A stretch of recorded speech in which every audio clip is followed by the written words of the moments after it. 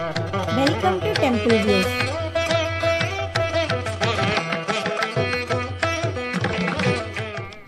இன்று பௌர்ணமி. இன்று கிரிவலம் செல்வது மிகவும் உயர்ந்த பலனை கொடுக்கும். இந்த அற்புத நாளில் சதுரகிரி மகாலிங்க சுவாமியை வணங்கி சதுரகிரியின் பெயர் காரண கதையை தெரிந்து கொள்ளலாம்.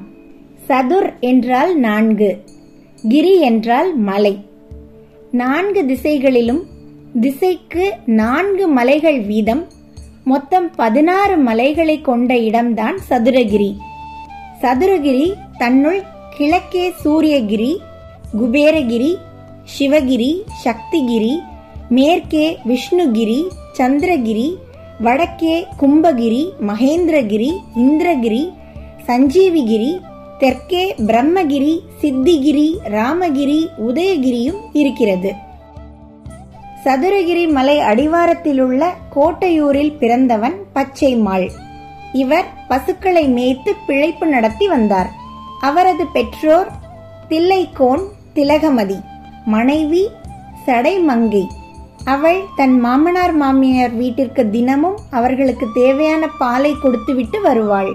ஒருமுறை பாலை கொண்டு சென்றபோது எதிரில் வந்த துறவி அவளிடம் குடிக்க பால் கேட்டார்.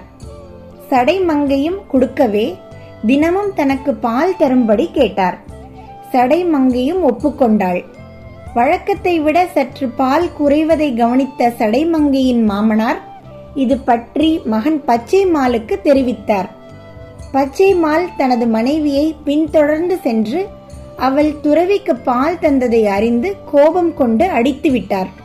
தனக்கு பால் கொடுத்ததால் அடி வாங்கிய சடைமங்கை மேல் இரக்கம் கொண்ட அவர் அவளுக்கு சடதாரி என்று பெயரிட்டு காக்கும் தேவியாக சிலையாக்கிவிட்டு மறைந்தார்.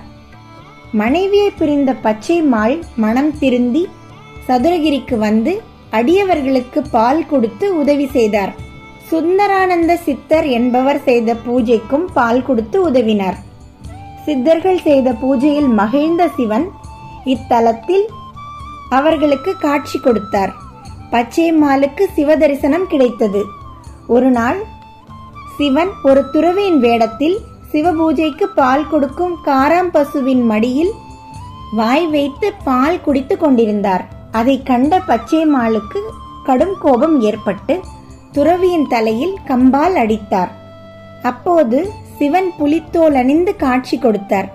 பச்சைமால் மிகவும் வருந்தி அழுதார்.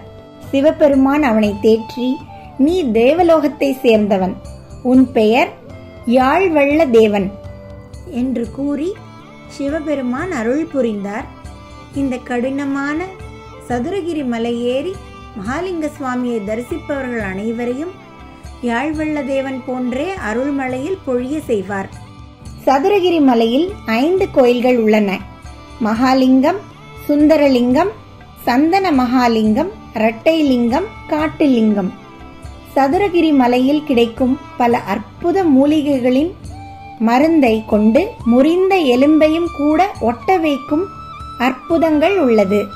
முறிந்த எலும்புகளை ஒன்று கூட்டி அந்த மூலிகை இலையை வைத்து கட்டினால் அதிசயிக்கத்தக்க வகையில் எலும்பு கூடும். பூமியில் எங்கும் காண கிடைக்காத ஜோதி விருட்சம், சாயா விருட்சம் போன்ற அதி அற்புதமான மரங்கள், மூலிகைகள், இலைகள் இம்மலையில் மேல் உள்ளன. இரவாமை அருளக்கூடிய கருநெல்லி போன்ற அரிய கனி வகைகள் உள்ளன. அதனால் பற்பல சித்தர்கள் அங்கு வாழ்ந்துள்ளனர். இப்போதும் உள்ளதாக கூறப்படுகிறது. இன்று இந்த பௌர்ணமியில் இந்த சதுரகிரி மலையின் பெயர் காரணத்தையும் கதையையும் தெரிந்து கொண்டதில் மிக்க மகிழ்ச்சி. அவனருளாலே அவன் தாழ் வணங்கி அனைவரும் இன்புற்று வாழ்க வளர்க.